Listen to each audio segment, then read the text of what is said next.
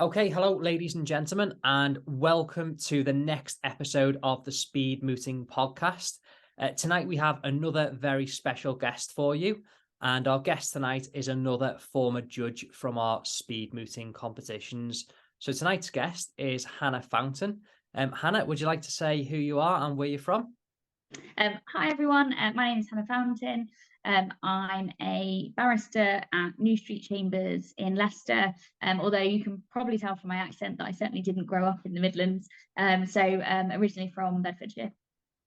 Brilliant, thank you. Great to have you on the show. So we'll start from the beginning, and it's something I like to ask all of our podcast guests. So would you like to talk about your route into the law? Yeah, sure.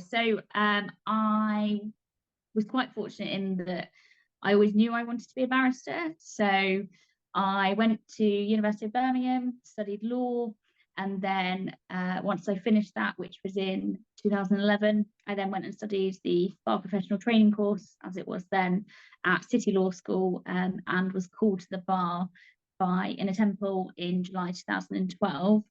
I hadn't managed to secure pupillage at that time, so I first of all did a role working in London and was a paralegal for a period of time.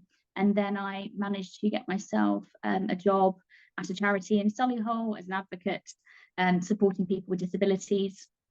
And then fortunately, I secured pupillage in November. Well, I commenced pupillage in November 2014 at New Street Chambers in Leicester and have been there ever since. There was a few bumps in the road, it's fair to say. It wasn't a smooth ride at all, but certainly it was well worth the hard work and persistence with pupillage applications eventually. Brilliant, well done. So you've made it. So of course you talked about what happened sort of in that interim period between finishing your studies before sort of commencing pupillage. A lot of our listeners are in that sort of stage at this moment in time. Do you have any advice for people who've maybe finished the law degree or finished the bar course and looking for some tips while they're on the pupillage hunt? So what I would say is use that time really well. I know that personally I found it really difficult because I wanted to jump straight into pupillage from completing my bar course and found it quite disheartening that I hadn't got pupillage. But actually, for me, having had those couple of years working, I think really helped me with my future pupillage applications. It gave me, in my opinion, a bit of a unique selling point. So the work that I did at the charity, my title was senior advocate. So I was essentially kind of advocating on behalf of people who felt unable to do that themselves. And I learned so much from that in terms of people skills, thinking on my feet. And it also then gave me talking points for pupillage interviews that went perhaps beyond those who had, gone straight into pupillage, and particularly with family law.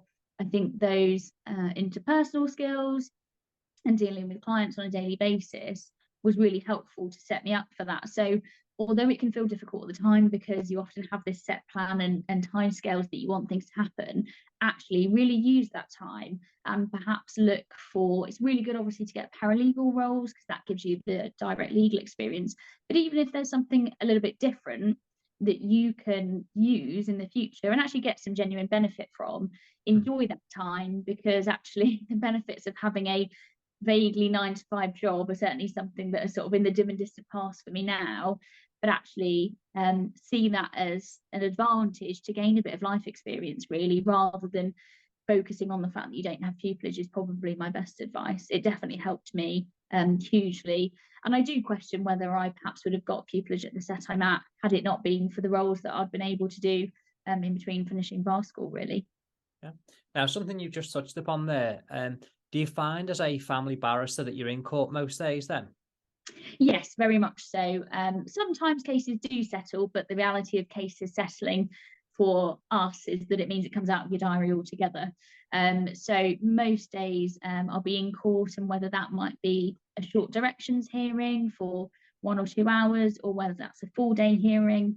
I've got a 7 day hearing coming up, which is my longest hearing so far in practice. So that's very much kind of on my radar at the moment. But you can expect to spend most days in court, or if you're not, you might have a conference with a client. Sometimes you do have days where there's nothing in court and you don't have any conferences in, but those tend to be used as days to catch up on paperwork, and your billing and all those sorts of things. They're quite handy as admin days, catch up on attendance notes and things. So I would say it's always nice to be able to take advantage of those days when you unexpectedly have a day out of court. But yeah, family law very much involves, particularly from the kind of barrister perspective, very much involves lots of hearings in court. We still have some remote, of course, but essentially that's still being in court anyway. Yeah, sure. And in terms of the sort of skills required to be a barrister, not just specifically a family barrister, but as a barrister generally, and what would you say are some of the key skills required to be a barrister? I think for any barrister, interpersonal skills are one of the key skills required, really, in that you have to be able to develop a rapport with all different sorts of people. And that can be in all practice areas, whether you are a family barrister and I deal with people within care proceedings who perhaps have had troubled childhoods themselves. And then the next day I might be dealing with a finance case and with someone that's got £1 million in assets. And equally, if you practice in crime, again, it's really about establishing rapport with clients and them knowing that they can put their faith in you and trust you to represent them to the best of your ability, really. So that's really key. The ability to think on your feet as well, because the judge will ask you questions in court that perhaps you hadn't necessarily immediately thought of, but you have the ability to think that through and answer in a coherent manner. And equally, you can obviously take instructions from your client as well. But certainly interpersonal skills, thinking on your feet, obviously that falls in with advocacy as well, because that's a really important way that we essentially use our voices to put forward our cases. And I'd probably also say having a fairly good memory. We read lots and lots of documents. I would say my short-term memory over time has become very, very good. My long-term memory is pretty appalling. So please don't ask me what case I did last week because I won't remember. But you know, I could probably remember what cases I've done this week so far. So yeah. So I think it's and even if perhaps your memory isn't that great, it's about learning the best ways that you absorb information and how to do that in the most efficient way possible, because there are large volumes of information that we have to absorb, and it's important that your client knows that you know their case, basically. So yeah, so that's probably some of the top skills I would say. Yeah, definitely. I completely agree with you there. I mean, this is something that I've spoken about previously, but before I went into crime, I paralegaled in personal injury for a few years. And what I liked about PI is that it's pretty discriminatory in terms of who your clients could be. You know, you're dealing with a broad cross section of the public and you have to deal with many different people. And that sets you up for crime as well, because when you come into criminal law, you're dealing with a broad cross section of the public as well. So it sets you up with those soft people skills. And ultimately that's what you need for very much a sort of client facing role versus the types of law where you might be dealing with business people only, or you might not even have a client facing role, period. So completely agree with you there. Okay, so what does a sort of typical week look like for yourself then? So a typical week for me could be that I have, say, a number of directions hearings. So I might have, say, 3 directions hearings throughout the week. And say they could be in private law children matters, so where people have disputes about where children live, the time they spend with the other parent. Today, for example, I had a first hearing in a financial matter. So again, parties that are getting divorced and trying to sort out their finances. That was fairly straightforward, although we had a very robust judge giving us some fairly strong indications. And then I might have, say, a one-day hearing where actually the preparation involved is much greater. So I need to prepare cross-examination for witnesses, and I can reasonably expect to have quite a long day in court. But now, since COVID, the court listings are quite different. So we used to have a block listing of, say, 6 cases all at 10 a.m. and essentially it would be first come, first served. Whereas since COVID now they actually stagger the hearings. So you're more likely to be listed anytime throughout the day from 10 until, say, 3. And what that really means is actually it's much more efficient because you don't spend hours waiting around in court to be called on. So actually now when I have a directions hearing, if it's say at 10 o'clock in the morning, I'll get to court at 9 for pre-hearing discussions. But I could reasonably expect to be home some days by 1 o'clock, maybe slightly later, depending on how difficult the case is and how much time I spend with the client after the hearing. But then evenings can often be spent sort of prepping for the next day and drafting attendance notes, or if I've got an afternoon free, sometimes if I've finished in court at a reasonable time, I might take a few hours off in the afternoon and then work in the evenings, and then trying to fit in some time if there's any billing to do, and catching up. And obviously we've got to do drafting orders for cases, and checking those and keeping on top of emails. So it's fairly busy. But for example, as I was saying, today I had a finance case, but I had finished, so I'd rang the client at 9 and I'd finished kind of dealing with that by about 11, 12 o'clock, including sort of looking at the order and things. So then this afternoon I was reading my papers for tomorrow. So it's fairly on the go, but actually there are opportunities for bits of downtime, perhaps in the middle of the day when it might be nice to go out for a little walk, particularly say because the sun was shining. So yeah, it's busy, but equally sometimes you might have steadier weeks where cases come out at the last minute. So again, you have an unexpected, well, day off, inverted commas, as there's always so much to catch up on when you're not in court. But it's nice to kind of now be back in court and stuff as well. I really enjoy seeing people more regularly, and it's great to see everyone back again. So it's definitely something that's been a huge benefit, I think, for the profession, entirely, really. Of course. Now, moving on, so from sort of life and practice to speed mooting, which is what the podcast is all about. So for those of you listening, this is being recorded on the 4th of April. So we've just held our 11th national speed mooting competition last weekend at BPP in Manchester. It was a great day. It was a great success.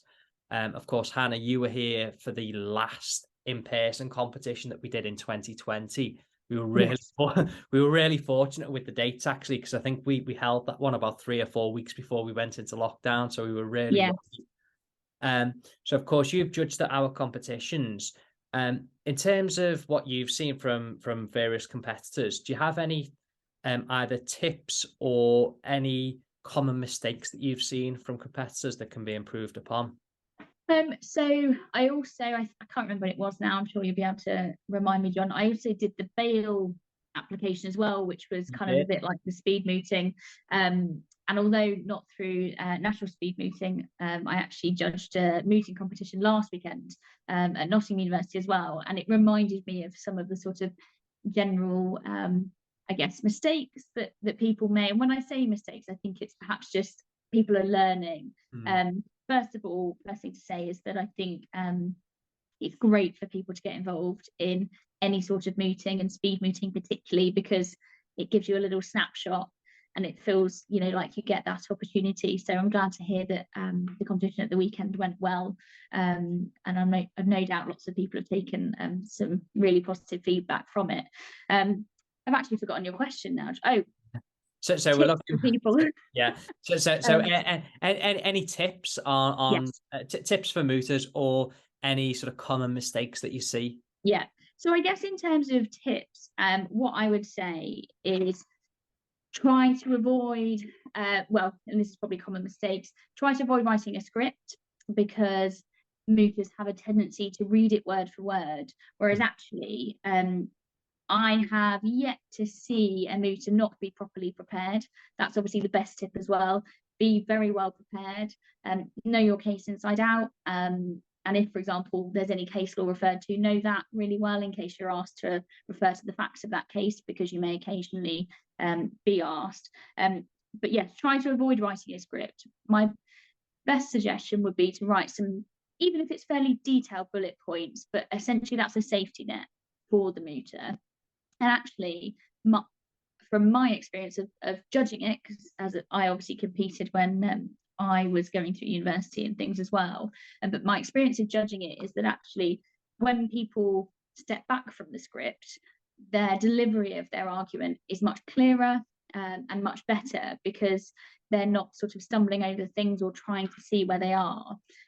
So I would say have confidence in your abilities and faith that you know your case well, that you've prepped it well, but it's absolutely fine to have kind of bullet points there. One of the biggest things, although I'm definitely guilty of it myself even now, is the pace of speaking. Mooters naturally, because they're nervous, speak at quite a pace. And actually, for example, when I was judging a couple of weeks ago at Nottingham, it was a matter about tort law. Now, tort law is not my bread and butter.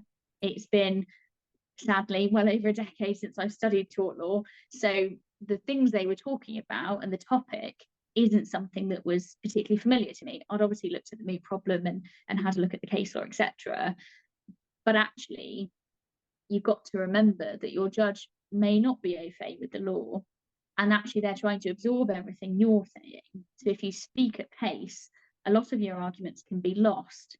And I had one particular mooter that actually spoke at a really good pace, and it was quite unusual. So I think just remind yourself to slow down, and also don't be afraid to pause. If you're asked a question by the mooting judge and you're not quite sure, just say, may I just have a moment? Because no judge in a mooting competition, or indeed in real life, will ever criticise you for just pausing to think about your answer. They'd much rather you think of a structured answer than sort of bumble along because you're not really sure what to say and you've not given yourself a chance to think about it.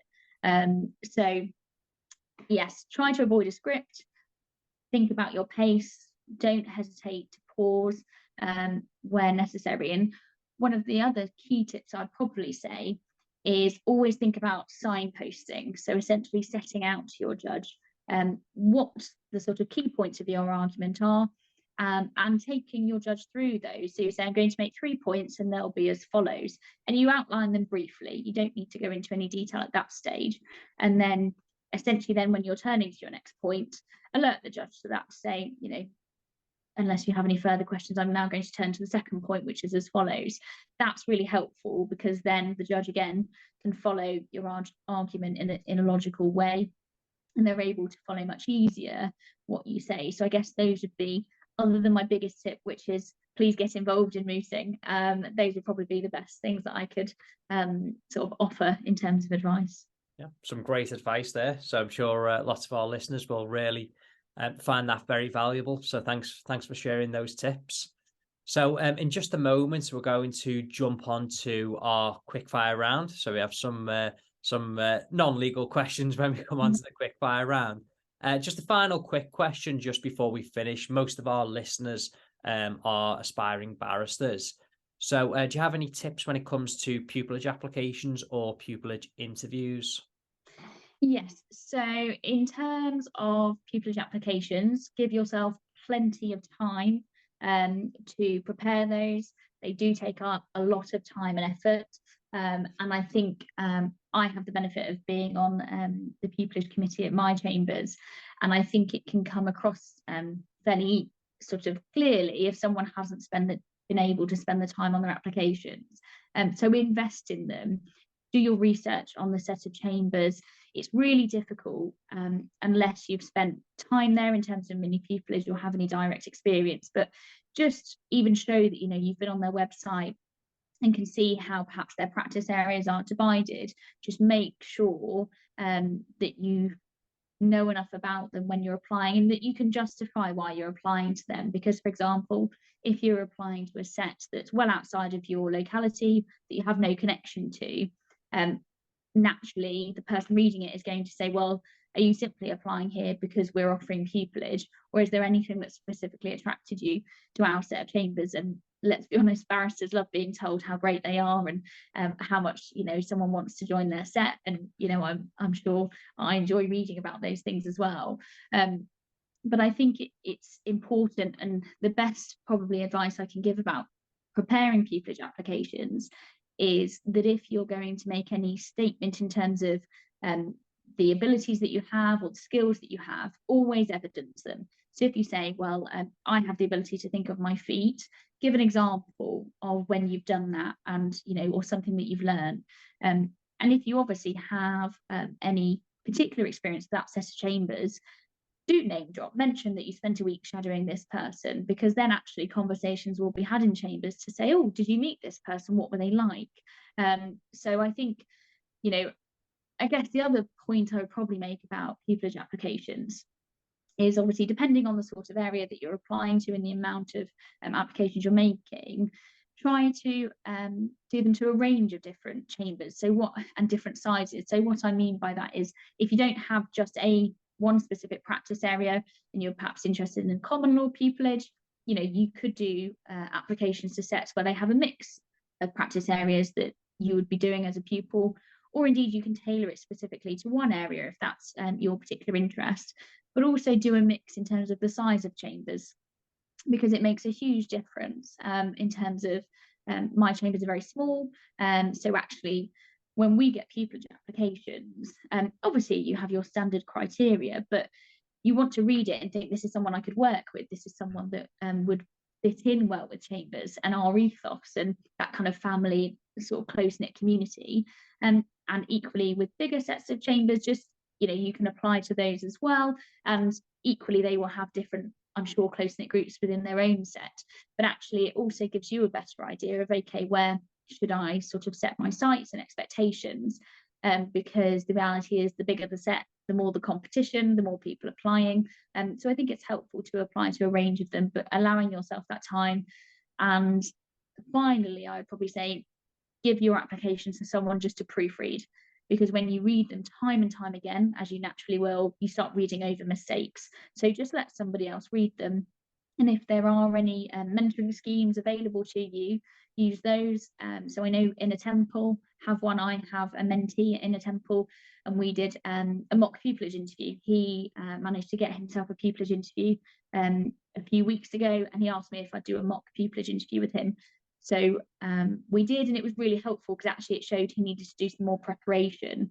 So certainly when it comes to pupillage interviews themselves, again, research that chambers again thoroughly. If they've had any recent members of chambers involved in some high profile cases, make sure you're up to date with any recent law reform in the particular area that is of interest to you or that you're looking to practice in.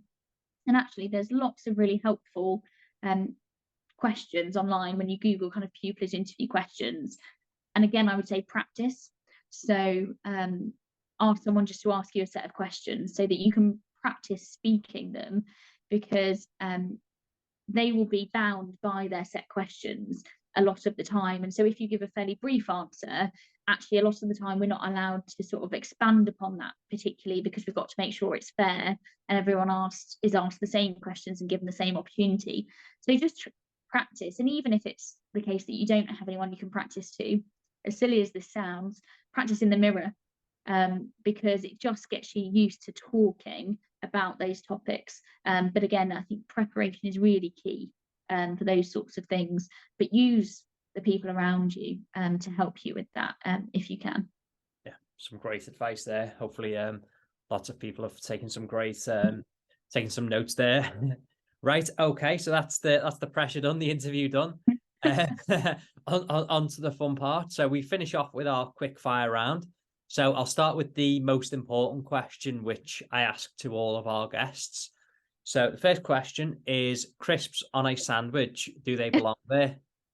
Oh, absolutely. I actually, first time in a while, actually had a crisp sandwich the other day, and it was fantastic. I was like, why do I not do this more regularly? So yes, absolutely yes from me. Brilliant. Okay, yeah, we've maintained our lead. In recent times, a couple of the guests have gone against us, but I think the no's have only got 2 so far. So Glad to hear normal it. people are still winning. Yeah. Stemming on from that topic, favorite food?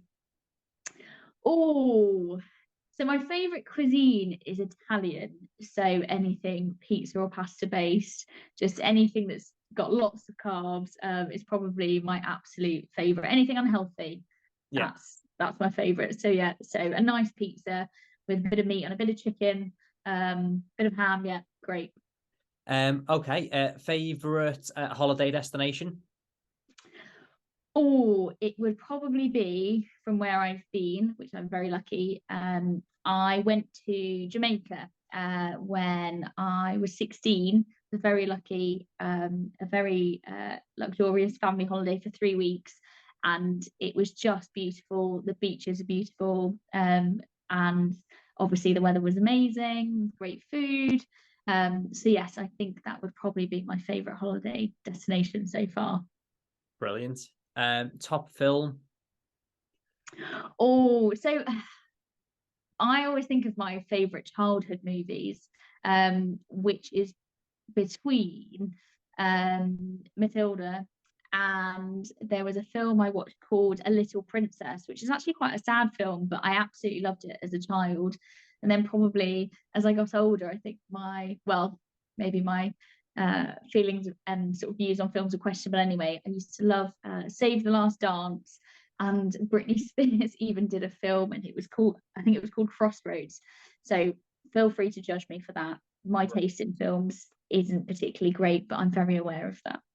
Can't say I've come across any of those films. No, well, that probably says it all, really, doesn't it? Okay, and last question. With the exception of The Green Book, which is your favourite book? Favorite book. Oh, that's a difficult one actually, because my memory, as I said, my long-term memory is really bad. So I'll read a really good book, and then I will forget that I've actually read it or what it was about. So I must admit, in terms of reading, this is just a vague answer, I'm quite into sort of thrillers at the moment because they're quite different from sort of like my general day-to-day life. So I really like a good thriller, or just a really easy read, like a nice story with a happy ending, just kind of keeps me happy. And I also thought actually of one of my other favorite movies as an adult, The Hangover. So you must have heard of that. Oh, right, yeah, So that's a good so at one. least I was trying to sort of sound a bit cooler than I did with my previous answers. But yeah, I must admit I do love reading. It's a really good way to switch off. So anything that's sort of fairly easy read, I would probably say. Perfect. Okay. Well, that's the questions over. So been some great answers there. Lots of useful information for our listeners, and it's been great to have you on as a guest. So thank you very much for taking the time this evening to speak to our listeners. No problem at all. Thank you very much for having me, and hopefully some helpful pointers for the listeners. And as I say, absolutely get involved in speed meeting, even if you're not sure. So use all the opportunities and all your contacts and all of that to get some good experience. So and well done for all the hard work that you do as well, John, in organising all the things. I know that it takes an awful lot of hard work. So I'm sure the listeners appreciate that too. Thank you very much.